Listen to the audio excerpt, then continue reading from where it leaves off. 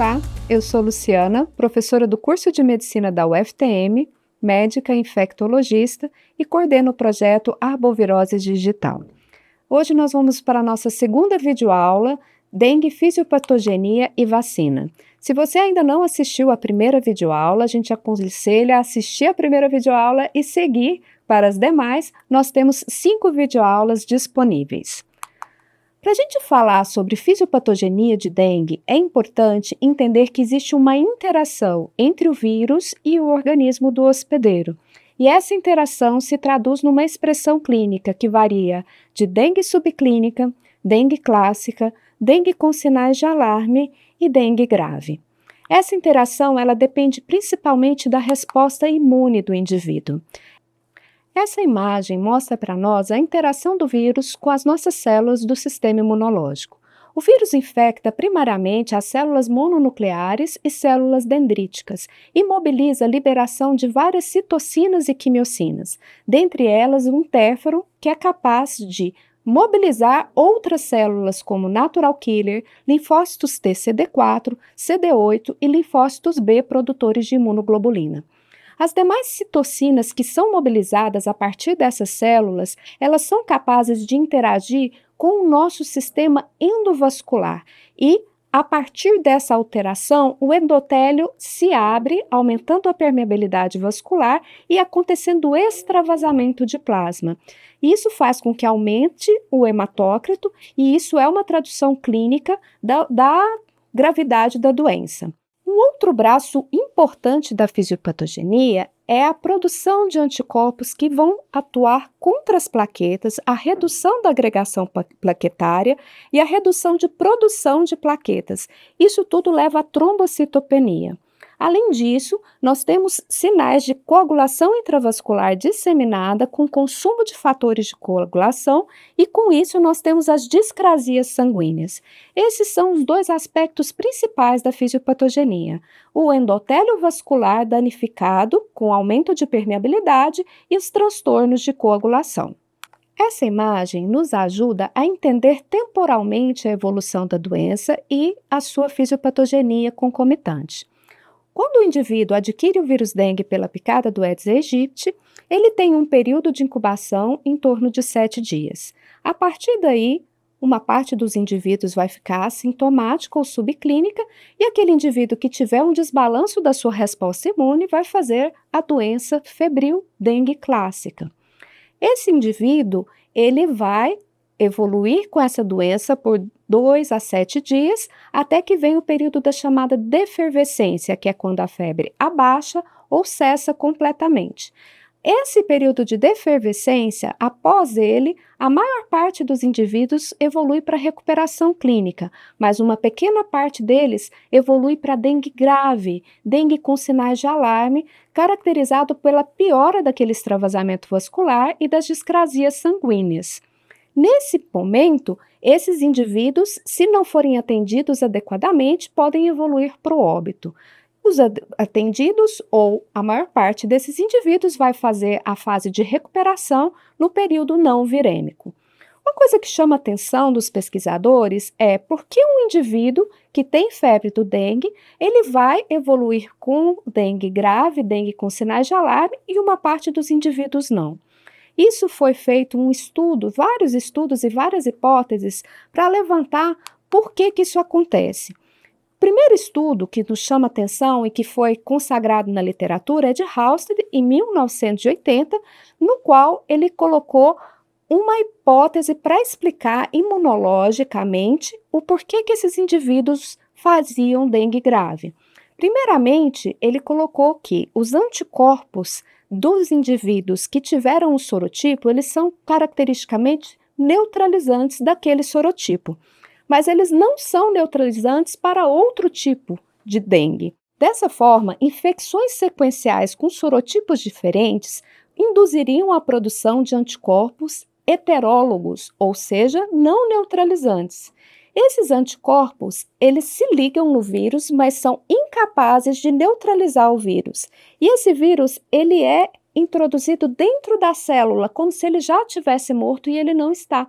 Isso facilita uma proliferação viral de forma amplificada e essa viremia se torna muito mais intensa com mobilização de resposta imunológica e assim a piora do quadro clínico. Esse artigo do New England traz essa fisiopatogenia a partir da teoria de Halsted de uma forma bastante interessante. A partir de uma infecção secundária, a produção de IgG não neutralizante faria essa expansão de viremia anticorpo dependente e um aumento muito massivo de células infectadas e, por conseguinte, uma liberação muito importante de proteínas de fase aguda, mobilizando a resposta inflamatória, aumentando a permeabilidade vascular, levando ao extravasamento de proteínas, inclusive de proteínas da coagulação, o que potencializa a coagulopatia. E assim, essa fisiopatogenia sempre foi considerada clássica a partir de Halsted para explicar a febre hemorrágica do dengue.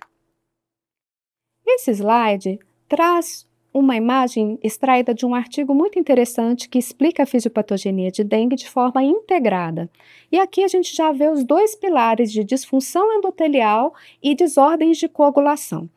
A partir da infecção das células mononucleares pelo vírus dengue, a gente tem predileção dessa infecção das células endoteliais, hepáticas, macrófagos tissulares e medula óssea. A partir também dessa mobilização de infecção de monócitos, nós temos a estimulação de células T, de linfócitos B, produção de anticorpos que não são neutralizantes ou neutralizantes, no caso, quando a gente está falando da infecção sequencial, e temos também autoanticorpos contra plaquetas e também contra células endoteliais. Continuando essa imagem, quando temos a infecção desses principais sítios, células endoteliais, fígado, macrófagos tissulares e medula óssea, existe a apoptose das células desses órgãos, o que contribui para o desfecho de disfunção endotelial e discrasia sanguínea. E também temos uma liberação massiva de mediadores inflamatórios, quimiocinas e citocinas, que vão exacerbar esse processo inflamatório. Essa imagem na íntegra, coloca todo esse processo integrado, inclusive com a participação concomitante de um influenciando ao outro desses braços que eu acabei de explicar. Uma evolução interessante que aconteceu no conhecimento em relação à fisiopatogenia de dengue foi a percepção de que os anticorpos eles não são suficientes para dar a imunidade protetora. É necessária uma conjunção da ação do anticorpo com a ação das células T de forma efetiva. Essa imagem coloca isso de uma maneira bastante interessante, na qual o indivíduo pode fazer uma infecção secundária por dengue, ter anticorpo heterólogo, ou seja, não neutralizante, mas se ele tem uma resposta celular forte, ele não tem a infecção grave, ele tem proteção, porque a resposta celular ela é tão ou mais importante do que a resposta tumoral. Então, para o indivíduo ter essa exacerbação da dengue na infecção secundária, ele precisa ter fraqueza na resposta de célula T. Esse conhecimento foi muito importante, inclusive, para a prospecção de vacina. Quando se faz uma vacina pensando apenas em anticorpo, essa vacina pode potencialmente induzir casos de dengue grave pela própria vacina, se você não mobiliza células T. E é isso que mostra na última parte dessa imagem. De forma sintética, nós temos aqui quais são os mecanismos responsáveis pela patogênese de dengue e quais são os mecanismos responsáveis pela proteção. Na patogênese, a potenciação dependente de anticorpo da infecção secundária, a forte resposta de plasmoblastos, levando a uma grande produção de imunoglobulinas não neutralizantes, e a fraca resposta de células T. No braço de resposta protetora, nós temos a presença dos anticorpos neutralizantes, a atuação dos linfócitos T de forma efetiva, tanto CD4 quanto CD8. Essa compreensão da fisiopatogenia é essencial para o entendimento do desenvolvimento da vacina.